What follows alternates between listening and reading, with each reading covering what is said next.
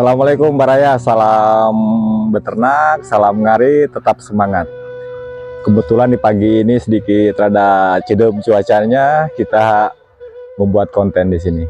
Ini kebetulan juga ada yang menanyakan, ada seseorang yang menanyakan, saya itu mau menghadapi masa pensiun, saya mau beternak domba, apa yang saya persiapkan, apa yang harus saya persiapkan.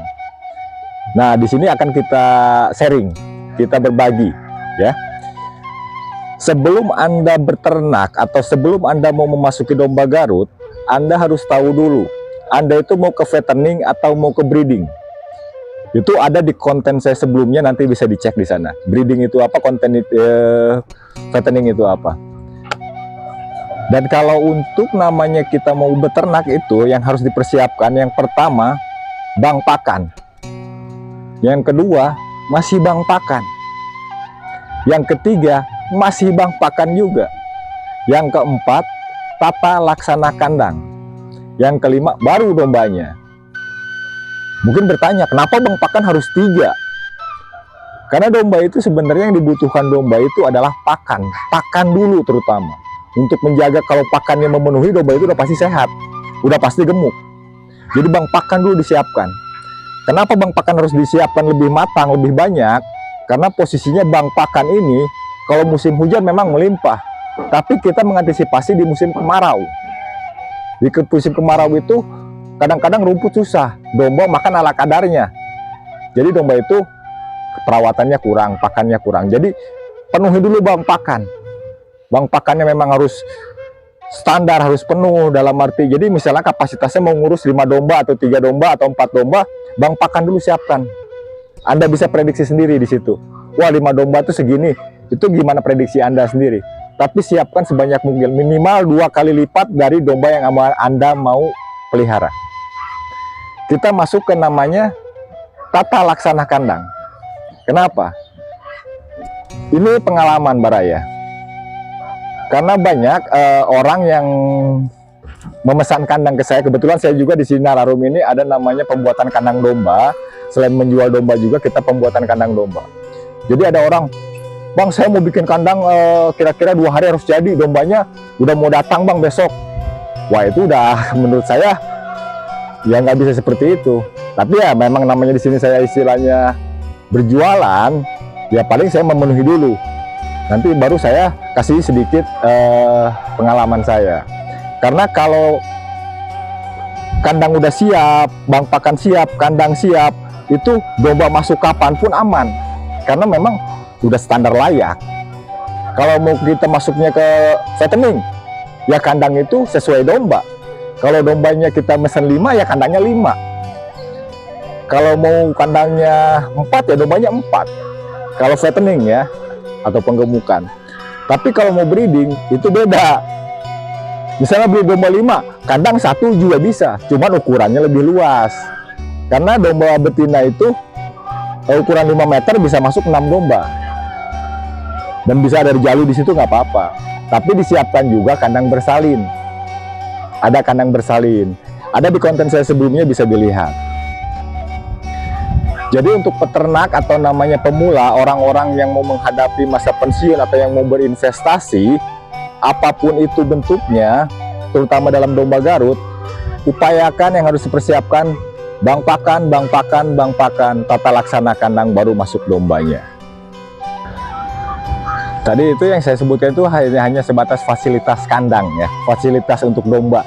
Sekarang kita masuk ke tahap kedua untuk seorang pemula atau seorang yang mau berinvestasi di domba. Karena yang mau berinvestasi atau orang yang menghadapi pensiun nggak mungkin dia terjun langsung kan, dia harus mencari seorang ABK. Apa itu ABK? Anak buah kandang.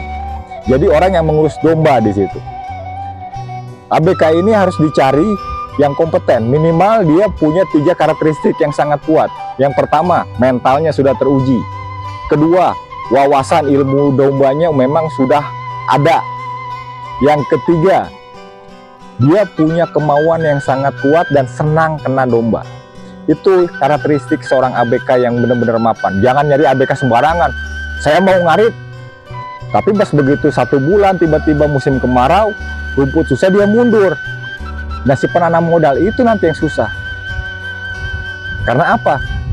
Kalau ABK mundur penanam modal harus ngarit, bingung nanti timbulnya apa? Dombanya nggak terawat. Yang kedua, cara pembelian domba. Seorang penanam modal, dia pasti punya uang di situ. Dia nggak bisa membeli domba dengan semaunya dia. Dia harus ada konfirmasi dengan seorang ABK yang mau diajak kerjasama.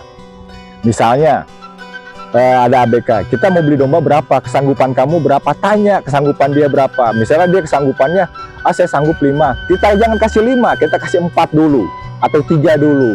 Kita uji dia dulu di situ, mental dia kepakai nggak di sini, cara dia gimana perawatan.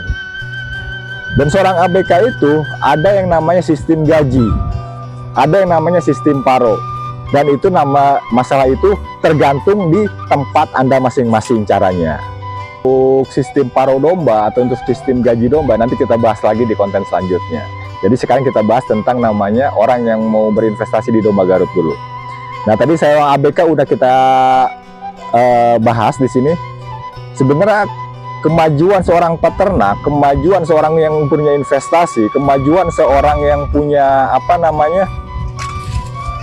uang itu ada di tangan ABK. Jadi seorang ABK itu sangat-sangat vital. Jangan sampai penanam modal ini menganggap ABK ini udah dibeliin lepas tanggung jawab gitu aja, dalam arti ada ABK yang ngurus. Minimal 1 bulan sekali memang harus dikontrol, diajak sharing ABK itu, dirangkul gimana caranya, ada kesulitan enggak. Kalau memang ada kesulitan, zaman sekarang udah nggak susah, bertanya, lihat konten-konten yang ada dari Sinar Arum atau di konten-konten saya yang lain ada. Supaya apa? Supaya domba yang kita pelihara, yang maksudnya untuk investasi kita ke depan menghadapi masa pensiun, itu memang berjalan dengan baik. Dan kalau untuk breeding, seorang investor atau seorang penanam modal itu hanya bermodal sekali. Hanya bermodal sekali, dia akan meningkatkan populasi, beranak pinak terus. Tapi kalau mau untuk berinvestasi di fattening, dia bermodalnya berulang.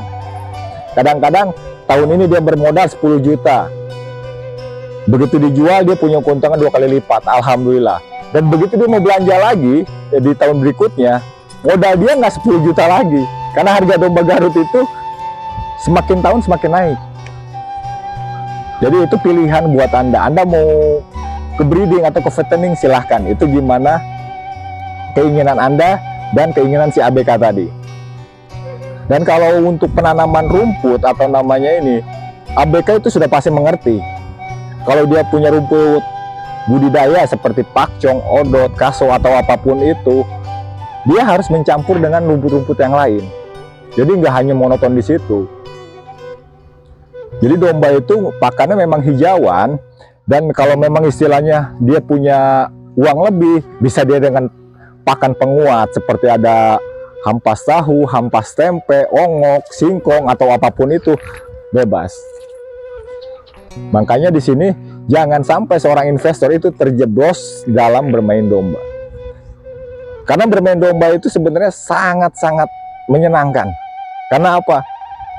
Kita ngelihat domba udah dimandiin, gagah, kaset, enak kelihatannya. Domba lahiran senang kita kan. Tapi di situ ada kesulitan-kesulitan khusus. Ada kesulitan-kesulitan tersendiri. Dan disinilah peran ABK yang sangat dibutuhkan. Nah, tadi kita sampai di tahap 2, namanya ABK. Setelah ABK itu ada tahap 3, namanya market, pasar.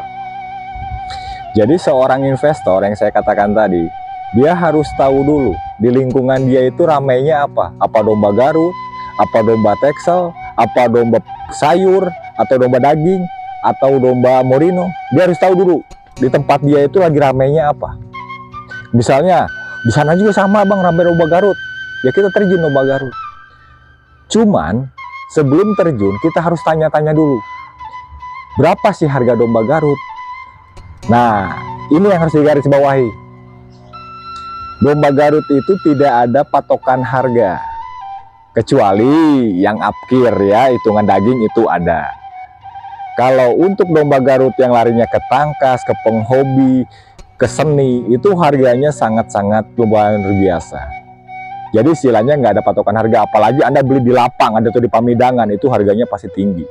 Kalau Anda beli pemijah, statusnya hanya pemijah, itu mungkin bisa miring harganya.